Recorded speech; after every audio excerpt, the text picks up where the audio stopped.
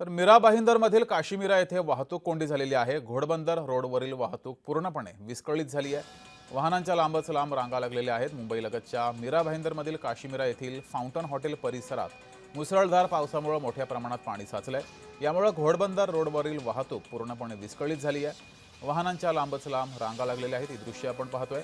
रस्त्यावर मोठ्या प्रमाणात पाणी साचलंय, त्यामुळे वाहनांच्या लांबच लांब रांगा लागल्यात। या रस्त्यावरील पाण्यातूनच वाहन चालकांना मार्ग काढावा लागतोय। मोठ्या प्रमाणात त्यामुळे वाहतूक कोंडी झाली आहे। अधिक माहिती घेऊया, आपले प्रतिनिधी महेंद्र जोईल आपल्यासोबत जोडलेले आहेत। महेंद्र, सर्वत्र मुसळधार पाऊस बरसतोय। फाउंटन या परिसरामध्ये सुद्धा मुसळधार पावसामुळे रस्त्यावर पाणी साचलंय, वाहतूक कोंडी झाली आहे। अधिक माहिती।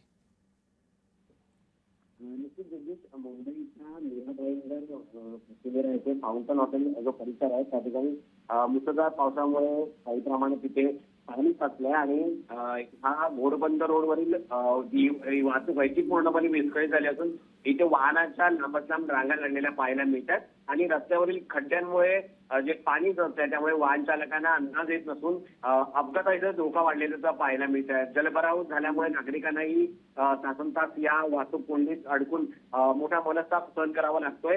एकंदरीत पावसाळ्यापूर्वी रस्त्यावरील खड्डे बुजवणे, पावसाच्या पाण्याचा योग्य तो निचरा करण्याची व्यवस्था करणे आणि वाहतूक सुरळीत ठेवणे महानगरपालिकेची जबाबदारी। मात्र दरवर्षीप्रमाणे पावसाळ्यातच अशी परिस्थिती निर्माण होते आणि पालिकेने यावर पालिकेच्या या कामावरती नागरिकांकडूनही प्रश्नचिन्ह उपस्थित केले जाते। तसंच मान्सूनपूर्व करण्यात आलेल्या सगळ्या विकास कामांच्या दर्जाबाबतही प्रश्नचिन्ह उपस्थित केलं जात आहे। मात्र हा जो रस्ता आहे तो मुंबई पासून अहमदाबादच्या दिशेने जोडला जातो आणि मोठ्या प्रमाणात या ठिकाणी संध्याकाळच्या ठिकाणी ट्रॅव्हल्स असतात किंवा मोठे जे कंटेनर असतात माल वाहतूक करणारे ते या ठिकाणी जात असतात आणि त्यामुळे या रस्त्यावरती मोठ्या प्रमाणात जे हेवी व्हेकल्स आपण बोलले जातो ते जात असतात। त्यामुळे या ठिकाणी खड्डेही पडलेले आहेत। त्यामुळे या पावसाचा त्रास आहे तो आता या गाड्या चालवणाऱ्या चालकांनाही होताना पाहायला मिळतोय। ठीक आहे, धन्यवाद महेंद्र दिलेल्या माहितीबद्दल।